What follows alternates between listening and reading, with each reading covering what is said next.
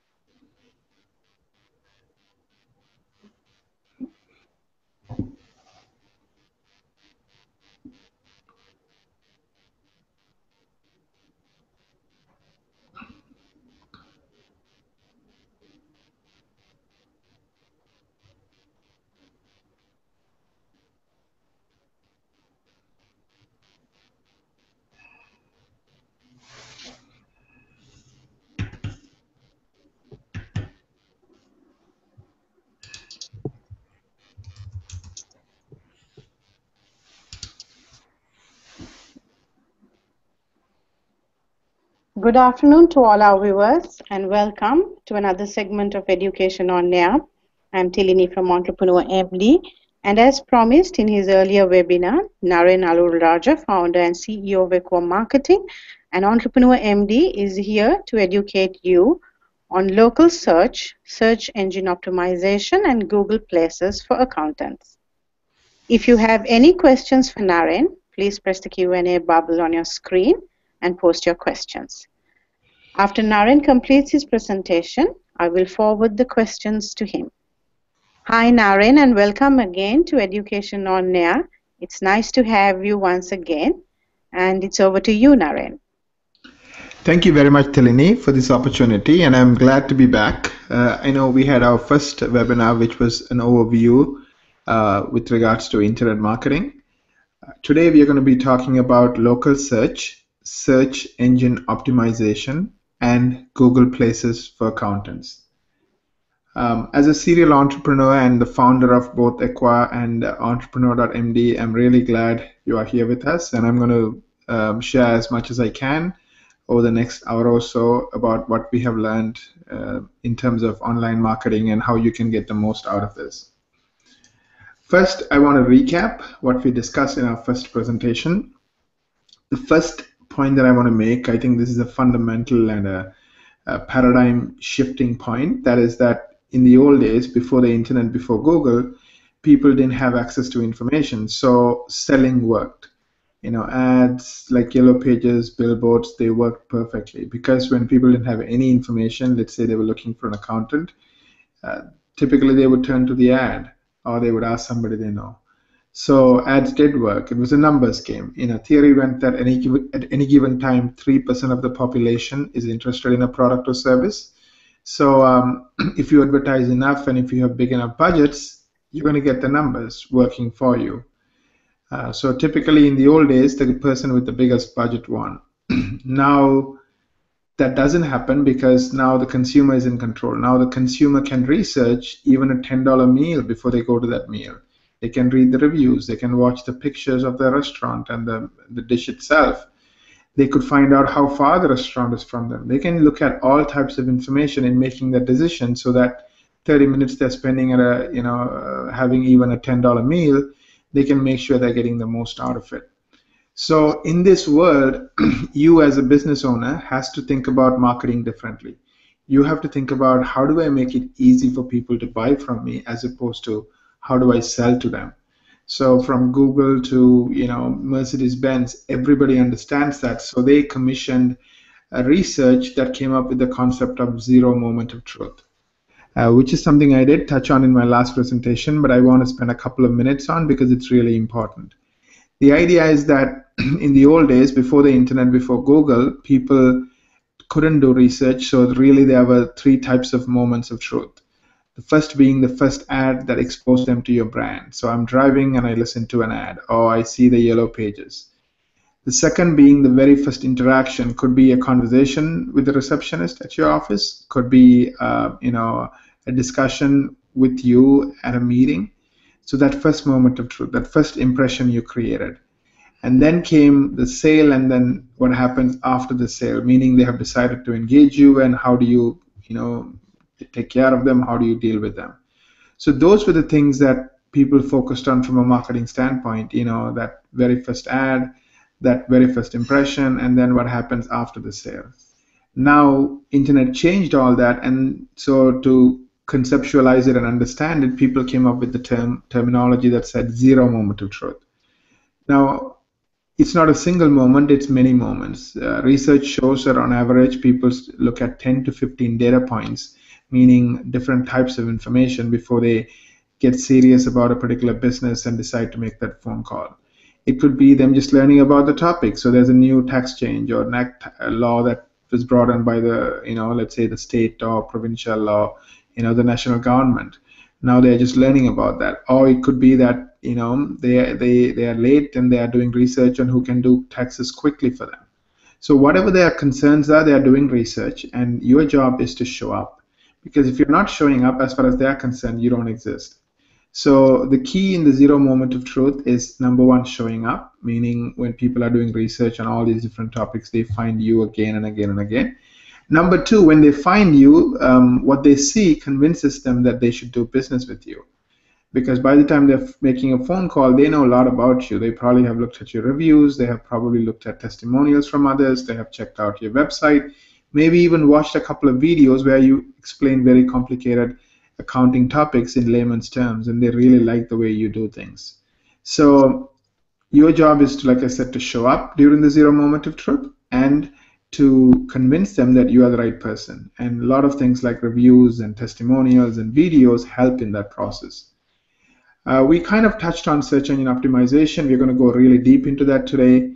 We talked about how mobile had fundamentally changed the game when it comes to marketing and how people do things. And in the subsequent presentations, there are 3 more to come. We will talk about branding, and I'll spend more time on the subsequent presentations in one of my slides at the end. We'll talk about analytics, content marketing, automated marketing, social media. So for today, we're going to focus on search engine optimization and local reviews, such as Google Places.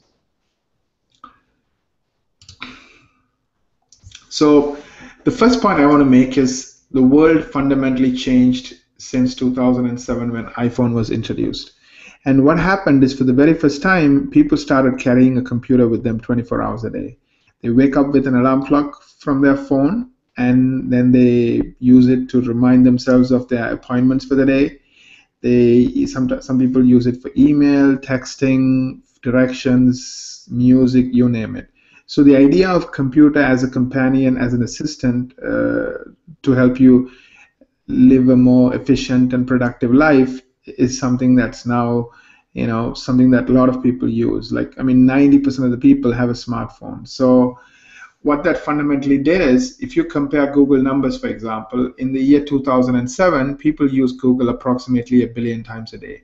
Today they use Google approximately 6 billion times a day. I fundamentally believe it's because of what happened in 2007 and how smartphones, this very powerful computer that lives with you 24/7, became very popular.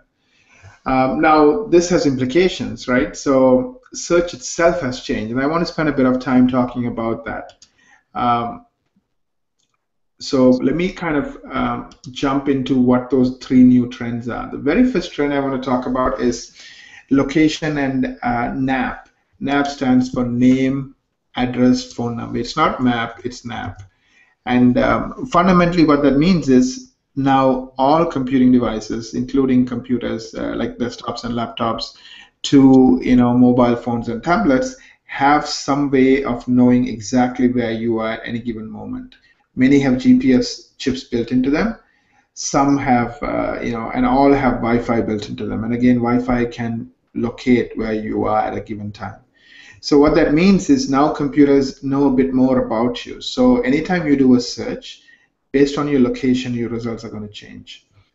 Also, what happened is as people started carrying these devices and as people started using computers more, they started asking more and more questions.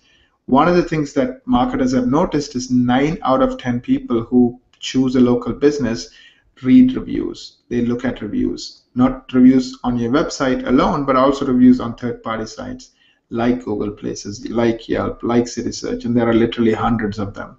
So the idea is that if you have a lot of people who think you are great, you should be great. So as a marketer, you need to figure out, or as a business owner, you need to figure out, how do I manage my reputation online? So when people Google my name or my business name, I see a lot of 4 stars and 5 stars. Now, because reviews are such a vital part of the entire decision-making process that consumers go through, search engines have paid attention to that. So one of the strategies we focus on, and I'll get to that, is how do you manage your reviews, your profiles across multiple sites, and make sure NAP, name, address, and phone number is consistent across all these sites. So that's something that we will touch on. The next thing that became very important is reviews itself. So what do you do when you have a negative review? How do you deal with it? I mean, my advice is, if it's not true, directly talk about it online, because a lot of times you might get competition or disgruntled employees saying nasty things. But do it in a professional manner. But the best medicine, I think, is offense, meaning try to get happy clients to write reviews about you. For example, if you have a profile on accountants.md, which reaches like 200,000 doctors, make sure you're getting your positive reviews posted on that. If you don't have one, get one. I really think it's really, really important for you to get reviews on third-party sites, and the more you have, the better off you will be. Also, pay attention to sites like Google, and again, I'm going to talk about how you can do that, in my subsequent slides. The third key trend is the idea that search is personalized. In the old days, if you typed in a search query, everybody will get the exact same results. Now that's not the case. Now 3 things determine search results. Number 1, your location.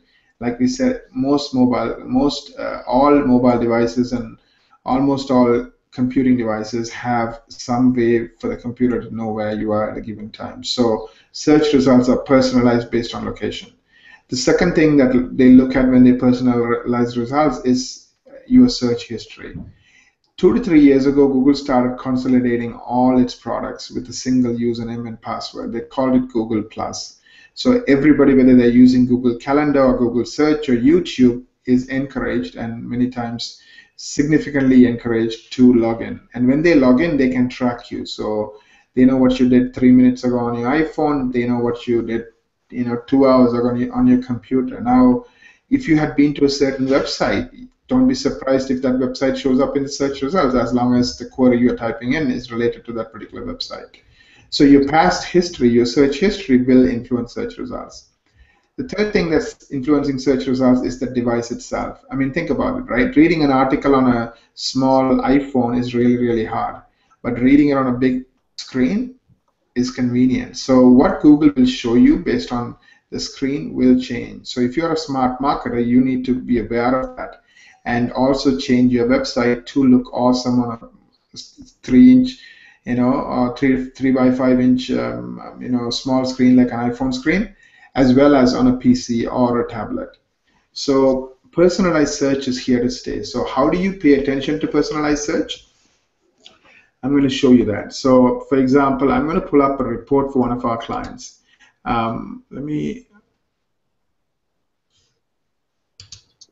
Okay, so here is a report for one of our clients who has been with us for a few years. She, for example, gets 1,043 calls a month from her online marketing. She happens to be a dermatologist. Obviously, I'm not suggesting that you're going to get 1,043 calls, because, your business is different. I think for an accountant, 40 to 50 calls, maybe even 100 at some point, would be a pretty decent target. because most of your relationships are long term, so you don't need a lot of people. Pretty much once they're in, they would hopefully stay with you for years and years, as long as you can take care of their needs. So as part of our detailed monthly report, we track things like how many hours we put in. I would suggest for most accountants, 35 hours would be perfect. But obviously, if you're in a bigger market, a competitive market, you might need more hours. We also track things like how many keywords are you ranking for. So in this particular example, this client is on the first page of 340 keywords. Why is this important? Because 95% of the people never go past page 1. So the more keywords you rank for, and especially if they're good keywords, the better off you are. Another key stat, 70% of the people click on one of the top 3 results.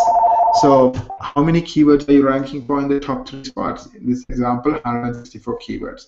Now these translate into visitors or traffic to your website, to your Google Places page.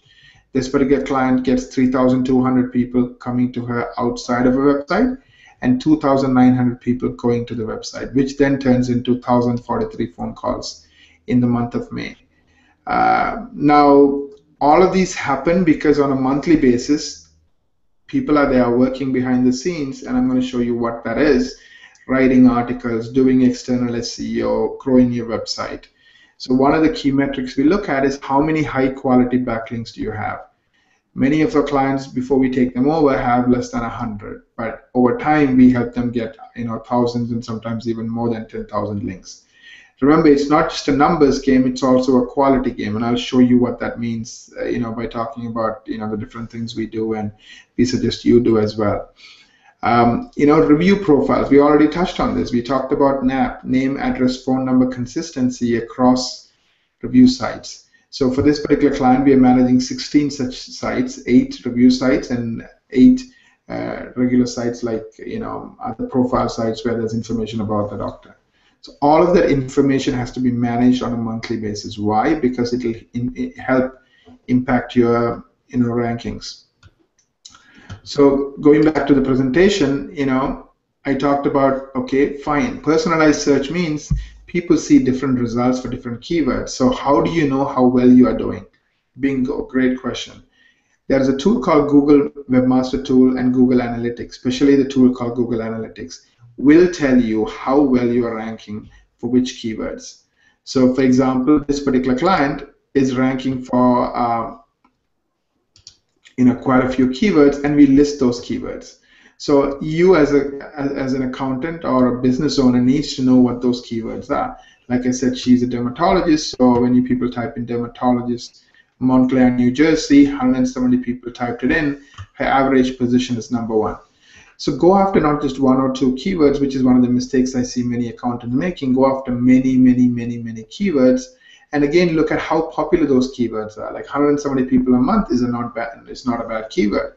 And then try to be near number 1. Again, remember, it's average position, meaning sometimes you could be number 2 or number 3, depending on the device, depending on the search history, depending on your location. But on average, this client is number 1 for that particular keyword. And keep track of the hundreds of keywords you should be ranking for. I'm not sure how many you are, and then see how that's evolving, how that's improving. If you are ranking for a really popular keyword that 300 people are looking at number 8 position, work on it, get it to number 1. If you're on page 2, trust me, nobody is seeing you for that keyword because most people will not go to page 2 for any keyword. So you need to get on page 1 first, and then once you're on page 1, try to get to the top position. So anyway, so we track all of this through Google Analytics, and we share it with our clients, and I suggest you who takes marketing seriously does the same thing as well. Let me go back to one of my earlier slides that I kind of skipped. What is local search? What is SEO? Local search is all about showing up locally when people have a need that you can fulfill. So it might be, like I said, all types of keywords, all types of things that people are looking for. Whatever they're typing in, you want to be the one that shows up near the top, page after page, phrase after phrase, search after search. SEO stands for, how do you do that? Search engine optimization. How do you do that without paying any ad money to Google or anybody else? So in other words, how do you show up organically? Meaning, near the top without it being an ad.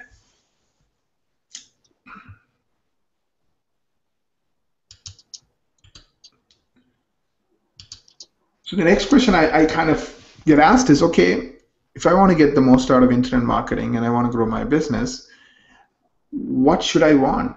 What should my goals be? And I'll tell you a couple of stories. There was a client of mine who started a business, in California, Newport Beach, really tough market. And within a span of 5 years, he went from zero to $1 million+ business. And he became one of the top 1% in his profession. He's a very young guy, 33 years old.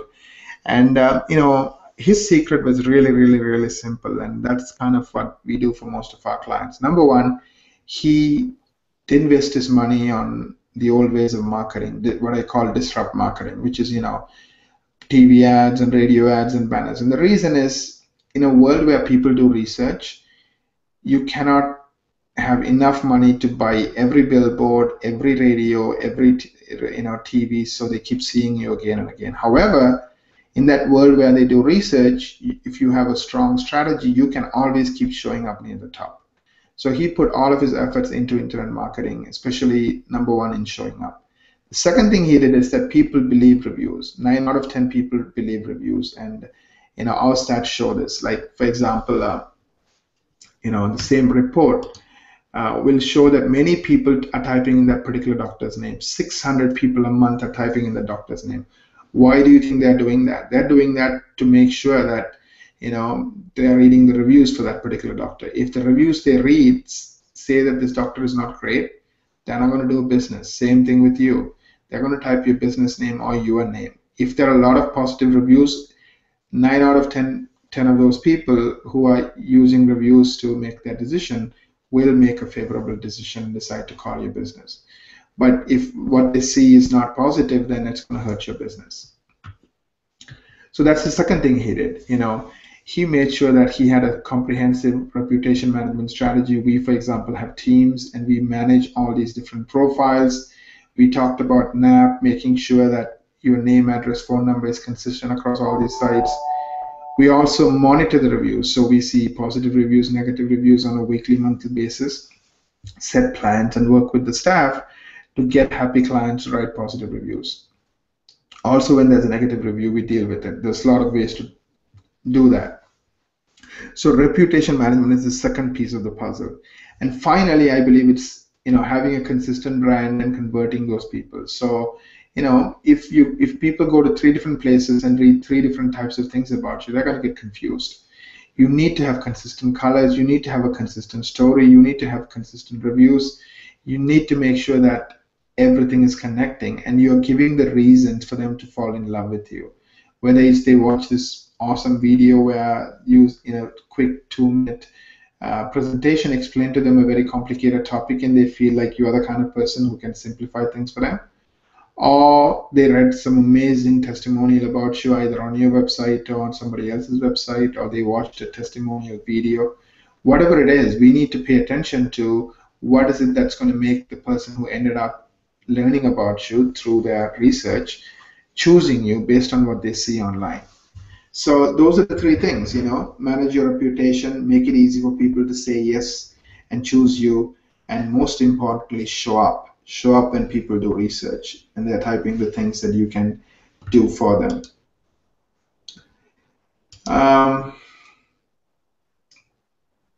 So anyways, track the metrics, see how many keywords you're ranking for, especially in the top 3 spots and, page 1. How many backlinks you have, how many visitors you're getting, all of those things. And what keywords you're ranking for, because you need to pay attention and see how popular those keywords are.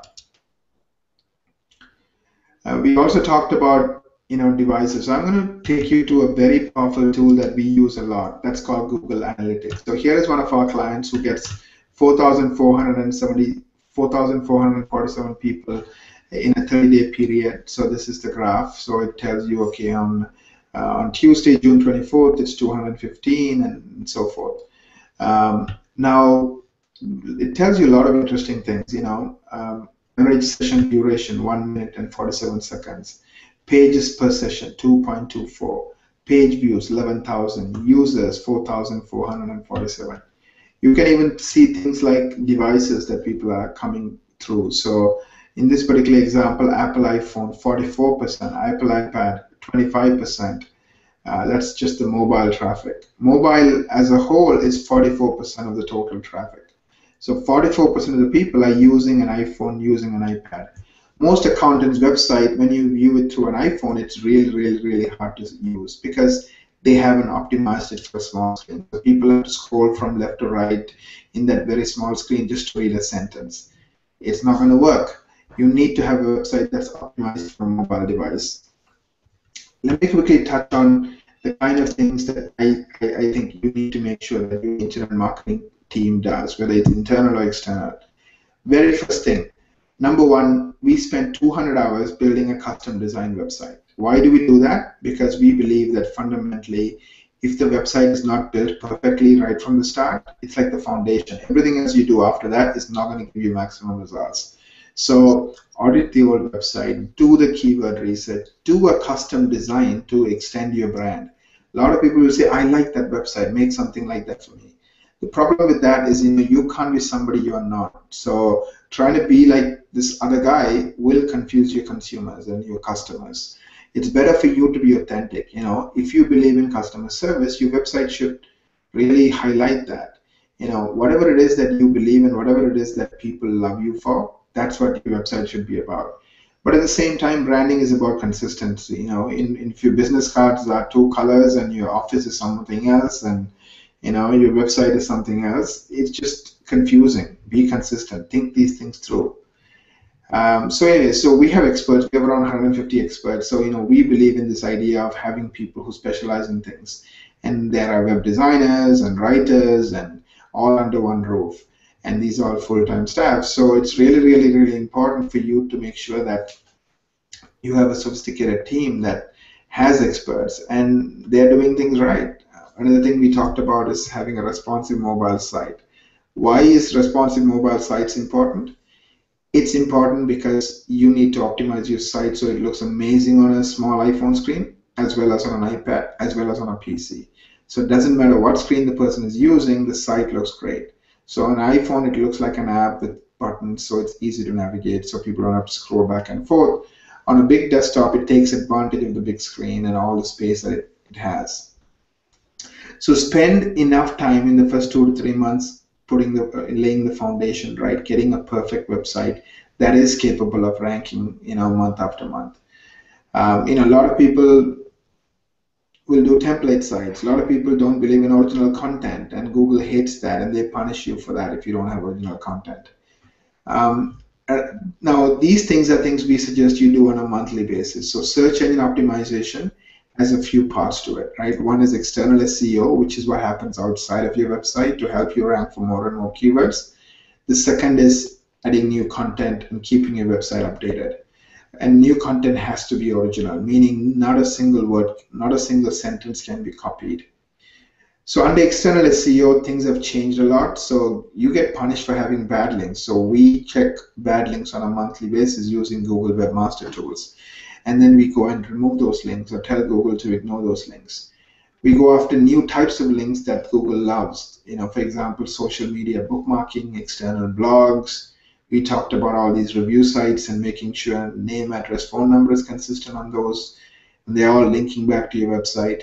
So these are things we put a lot of effort into. So out of the 150 people, 30 people focus on, what we call external SEO. And they put a lot of hours on a monthly basis to do personalized external SEO marketing for you. And that's really important. Whoever you hire, find out how many hours they're putting in, find out what they're doing, see if they're doing this on a monthly basis. Because a lot of times what I see happen is most marketing companies set up a website and then they do nothing.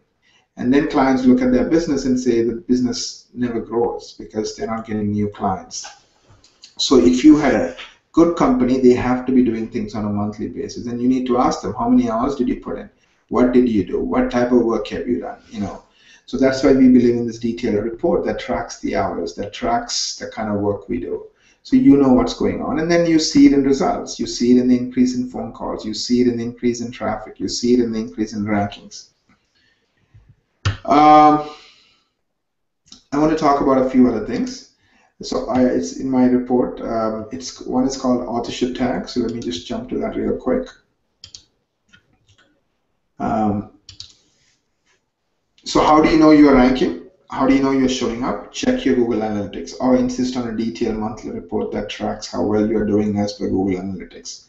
What keywords you're ranking for, what's your position, and how many people are typing each keyword.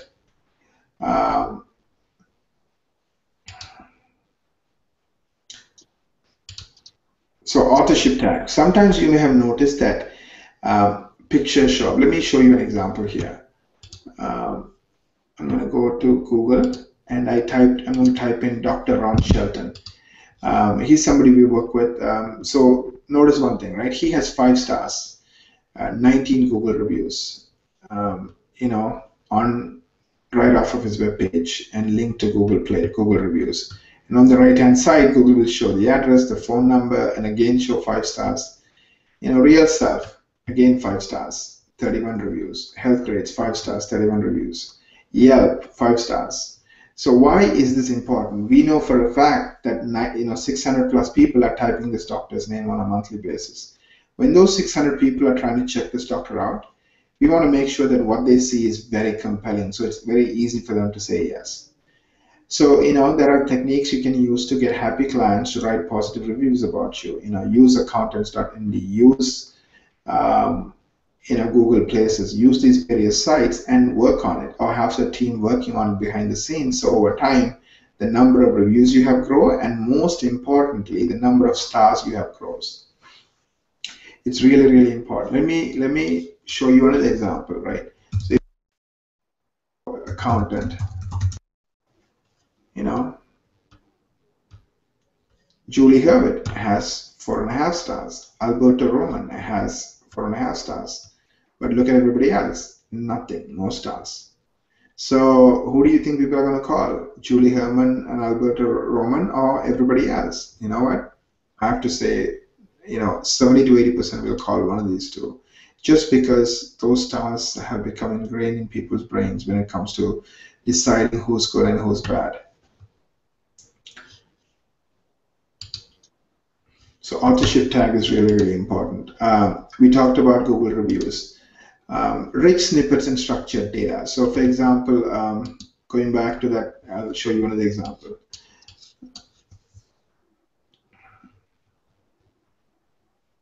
So if I type in, Botox New Orleans, for example, Dr. Mary Lupo is showing up. She's one of our clients whose business, grew 30% the first year and 25% the second year. And if you notice, she has 4.2 stars. Now, remember, I didn't even type in the doctor's name. I just typed in a service that I'm interested in. And all of a sudden, Google is showing me that doctor and it's showing me how many stars they have. And it's really important that A, you show up, and B, you have those stars. Remember, on this page, she's showing up twice, right at the top, right below the ads, and then right at the top again on the maps portion of the Google search. So there's a 35% chance anybody who's clicking on an SEO result will click on her, because that's what studies show. The first person gets 35% of the clicks. And again, also on the map, she's number 1. So again, there's a 35% chance she's going to get the click.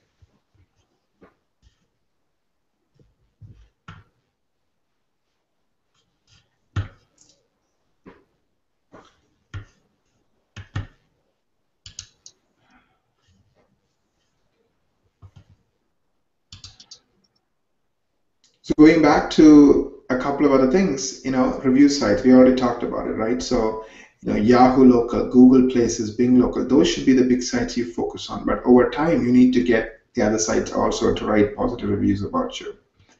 And keep changing your website, keep adding things to it in addition to original articles. So we have around 12 to 16 writers, 12 full-time and 4 part-time. Who work on our clients and write original articles. Use tools like Copyscape to make sure it's 100% original. And also keep improving your site, changing your site. Site shouldn't be something that you create and forget about. It has to be something that keeps evolving. And marketing is like a business. You have to have an ongoing business plan, a marketing plan. So, having a monthly report, checking on goals and setting goals on a semi-annual basis, and then checking on them on a quarterly basis and adjusting them is really, really, really important. One of the things I touched on is call tracking. So I really believe in call tracking because I really think it helps in a bunch of ways. One, it tells you how all the marketing is working or not working for you. So have one call tracking number for your organic internet marketing. Have one, let's say, for a radio campaign you're running.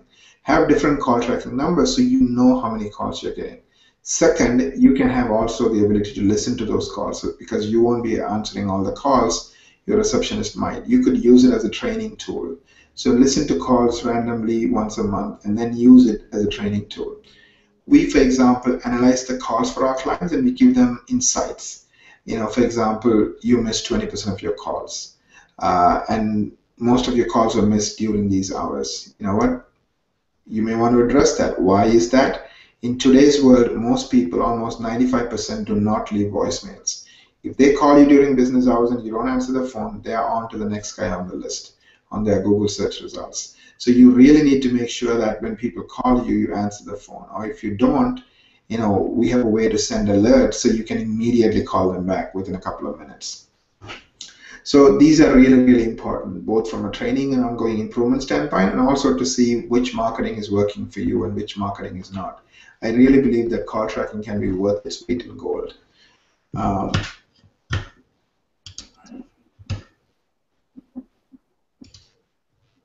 So another question I get asked is SEO right for me? I think it depends. I do believe SEO is right for accountants for a bunch of reasons. One is, most business owners want to find somebody who has helped other business owners like them as their accountant. So for example, if you have doctor clients and I'm looking for an accountant who works with doctors, and I start doing some research and I keep seeing your name pop up again and again, and a lot of doctors have said amazing things about you online. You know what? I'm going to go with you because you're exactly what I'm looking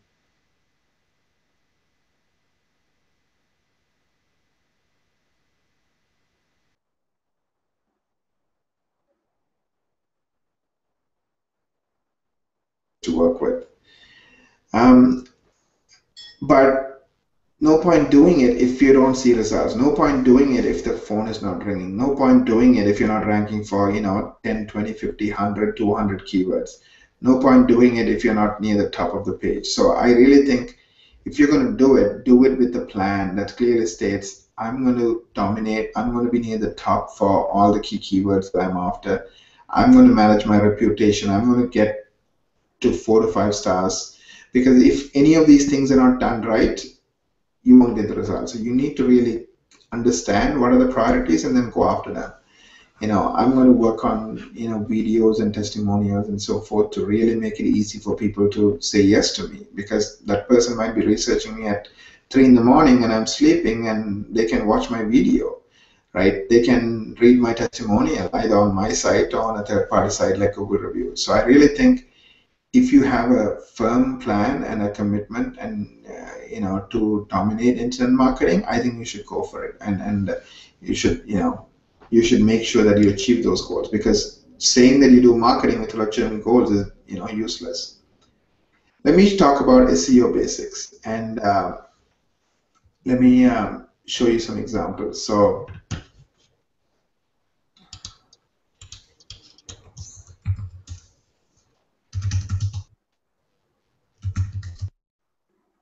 I'm going to show you a different example because this way you get a feel for things.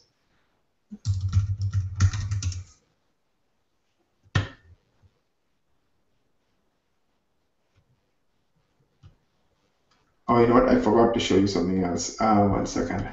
By the way, there's a book that I wrote called 8 Steps Every Accountant Should Take to Dominate Their Market Online. It's on Kindle, and also you can get a printed copy. If you're interested, you can buy it or let us know, and we'll send you a free copy, either digital or printed copy. And I really think it will take you maybe an hour or hour and a half to read, but I really think it will be a good read and give you the key points you need to focus on. So SEO basics. So I'm going to SEO basics are three things. We kind of touched on it, so I'm not going to spend too much time on it. First is spend the time to get the site done right. Put in the hours. We recommend a site that takes 200 hours to build using original content and original design is the way to go. Second is get external SEO going, right? Which is all the links and all the other things that you need to do to increase the number of keywords you're ranking for and your position for those keywords. Third, have a strategy to add content on a monthly basis, original content. Have dedicated writers, because more than likely you won't get to it, at least on a consistent basis. And then keep your site, updated and improving. And under external SEO, there are a lot of pieces. Social media bookmarking. We talked about all the review sites and NAP, name, address, phone consistency. So these are some of the basics of what you need to pay attention to. A site that is set up properly, we talked about it. Original content, we talked about it. External SEO, we talked about it, right? And work on internet marketing on a weekly basis, and I would suggest investing at least 35 hours a month. Have a plan, have goals. This is another mistake I think people make. They think marketing is just saying a check mark. I do marketing and then nothing happens on a weekly, monthly basis, and then obviously no results show up. If you want your business to grow and if you want your new client numbers to grow, you need to monitor it. You need to set goals. You need to set targets. You need to have specific things you want to accomplish. And that's what we do. So we come up with a 6-month plan for our clients, and then we review it with them every 3 months. So I really think that's something that you need to engage with and you need to participate in. Give it sufficient time. I say 6 to 12 months to see significant results. One of the things I'm proud of is 90% of our clients stay with us every year. What that means is after the first year, they can walk away anytime, but 90% continue with us every single year. In the digital marketing space, this is unheard of. Most companies, the best ones that I have seen outside, usually retain their clients for an average of 18 months. So retaining 90% of your clients, year after year after year, for many, many, many years, and hopefully for the entire life of their business, comes down to results, right? So what we focus on is how does what we do improve the value of the business, improve the number of new clients. So by doing things like call tracking, by doing things like tracking all these numbers and having plans, you can do that. So I really believe you need to, just like your clients have an accounting partner who they trust and who they believe in and have lifelong relationships with. You need somebody who you trust and who you believe in and who really does the work on a weekly, monthly basis, so you don't have to. And then you have to have that conversation with them, on a quarterly basis to see how well things are going. Have things improved? The number of calls you're getting, the number of keywords you're ranking for, how many people are coming to your site, etc., etc. I mean, you are an accountant, so obviously you understand metrics. One of the things we are offering at this time is a free digital marketing strategy review. So if you want us to kind of develop a custom marketing strategy and a plan for you, we can do that. It's a $500 price tag, but anybody who watched this video, who attended this webinar, we will do it at no cost. Just let us know, and we will review it and tell you where you stand today, where do your customers, your competition stand today, and what you should do and what can be done, and how long it's going to take. So anyways, it will be a detailed strategy and a meeting to discuss the strategy. So let me open it up for questions. I know we have around 18 more minutes. Tilini, back over to you. Thank you, Naren. And we will continue our discussion segment. Let me give you the questions that we have received today for you. Let's go with the first question. I heard Google started punishing people for bad links. Can you tell me more about it? That's a great question, because one of the things that people struggle with is maintaining their position with Google and their rankings with Google, and a lot of people get punished from time to time because they don't do what Google wants them to do. And one of the ways you can get punished is by having links from what Google considers bad neighborhoods. So for example, there are a lot of sites where people can pay and get a link. If you have a link from that site, even by accident, you're going to get punished.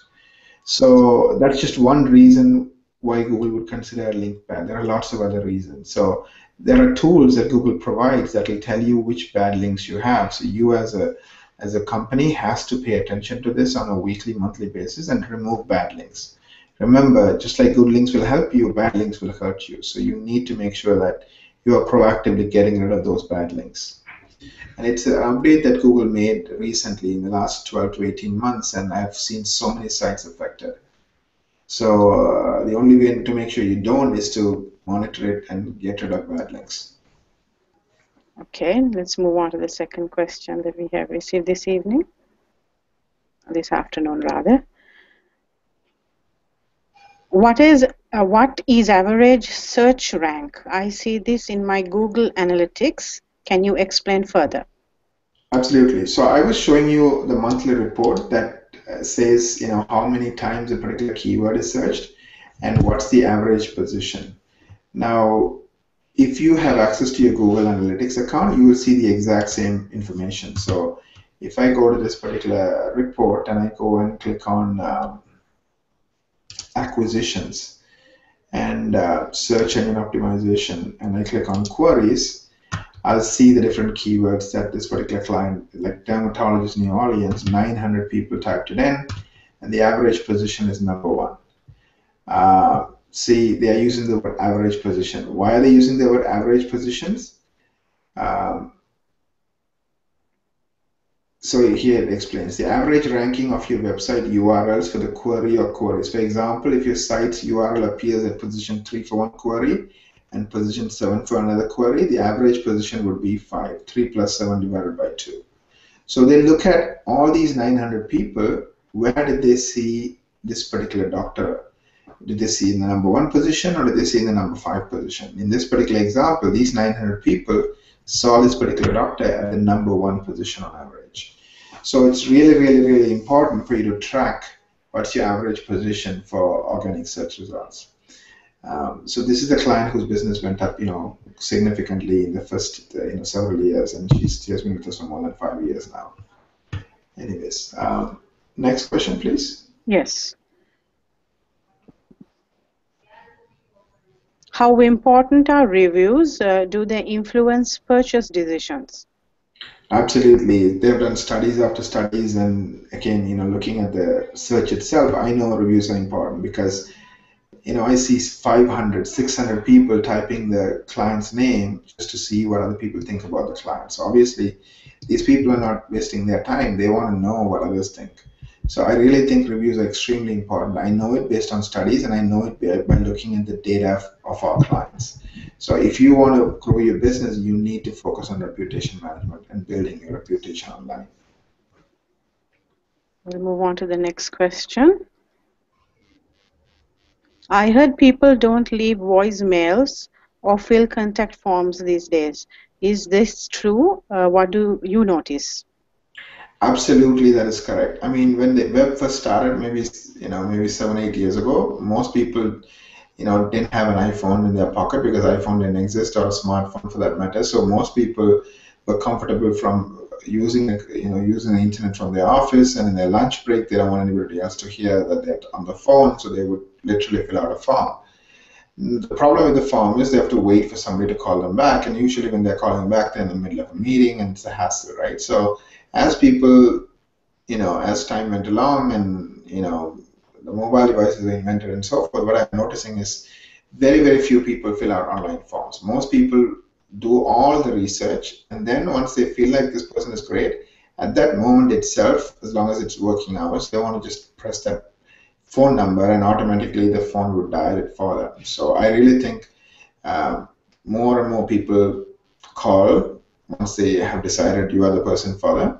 So when they're making that call and they're very excited, it's really important you answer the phone. And I notice many, many people don't, and they don't even know that they don't, because they don't know how many calls are being answered, and not because they don't track it. Because with an automated call tracking system, you can track all that. So the other thing I'm noticing is that 95% of the people whose phones are not answered during working hours do not leave voicemails. why they are excited for that moment, and after that moment they are not, and they don't have the patience to leave a voicemail and wait for somebody to call them back. So it's really, really, really important you answer your phone during office hours, and you know how many calls are getting missed. Okay, we'll move on to the next question. I'm interested in local searches in every state in the United States, if this is possible. We are not national. My CPA firm wants to complete in the tax software arena. Come again, can you repeat that question, please? Yes. I am interested in local searches in every state in the United States, if this is possible. We are not national. My CPA firm wants to complete in the tax software arena.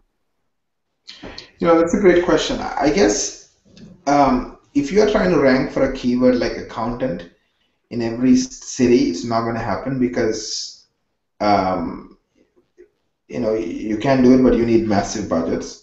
Because remember, there's going to be enough accountants in each city, so beating every single one in every city, either you need to have separate websites and separate, or subdomains to go after those areas. But on the other hand, if you're only targeting a particular type of firm, like so, for example, you want to be the CPA for tech startups, for example. Now, for tax software, sorry.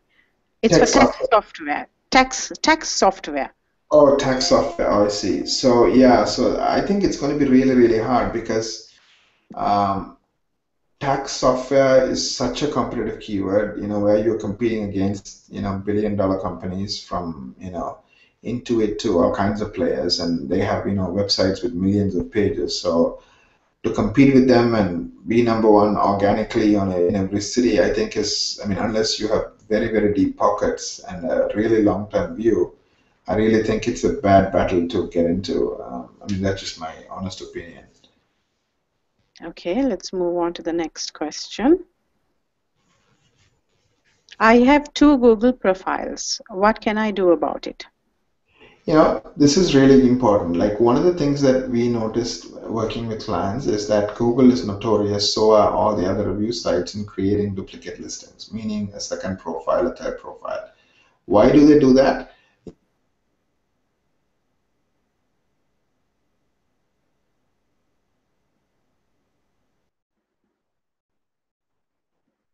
I'm sorry, Naren, we can't hear you.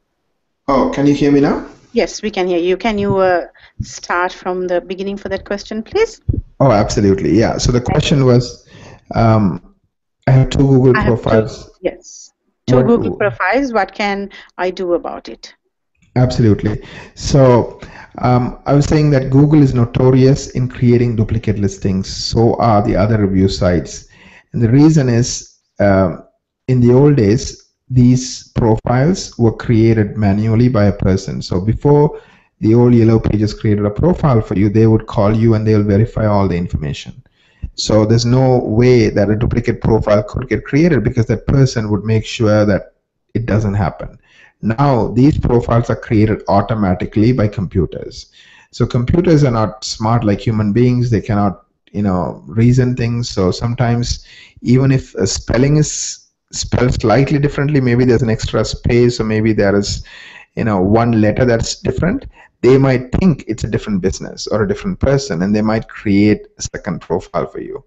So it does happen. So there's two things I would say. One is you need to make sure you clean up all your profiles so the information is consistent, so the new profiles don't get created based on wrong, false information and create duplicate listing like issues.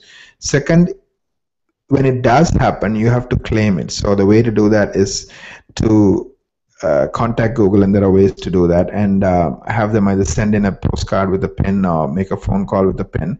And once that PIN is collected, then claim that profile and then either merge the 2 profiles or delete the bad one.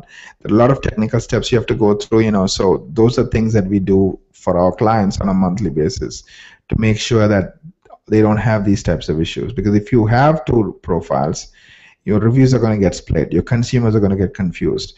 And you're not going to get as much traffic from Google because Google itself is confused. So it's better to always keep things clean. So you need to monitor these kind of issues on a monthly basis and fix them when they show up. Fine, we'll move on to the next question. Yelp hides my positive reviews. What do I do about it? No, that's a great question. I get this all the time, and Yelp's position is there are people called active Yelpers, and they will only show reviews of active Yelpers. But I've heard clients complain about many of their good reviews somehow gets hidden, and all the bad reviews somehow get shown. So it is what it is, and I think people even took Yelp to court and they lost. And the reason is, I guess, the government sided with Yelp because it has the ability, under freedom of speech and so forth, to run the algorithms any way they choose. As long as it's consistent. So I don't want to get into the battle of whether Yelp is doing it on purpose or whether Yelp is right or wrong. I really think there's a couple of points I would like to make. One is, when people Google your name or your business name, make sure many sites are showing up with 4 to 5 stars next to your name or your business name. This way, people quickly realize that, most people think very highly of you, and that's really the point, right? We want to make sure that when people type in your name, they realize that most people think very highly of you. However, if you do have bad Yelp reviews, I do suggest 2 things. One, if it's a false review, you need to confront it, and Yelp provides you ways of doing that.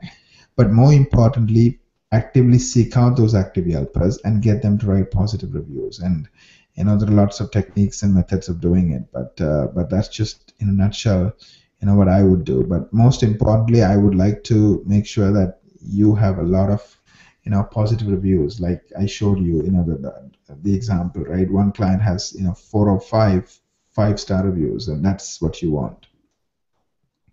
Okay, thank you, Naren, and thank you very much for coming in today and doing this EOA with us. But very sadly, we have to say goodbye to you. Anything else that you would like to add to our viewers, Naren?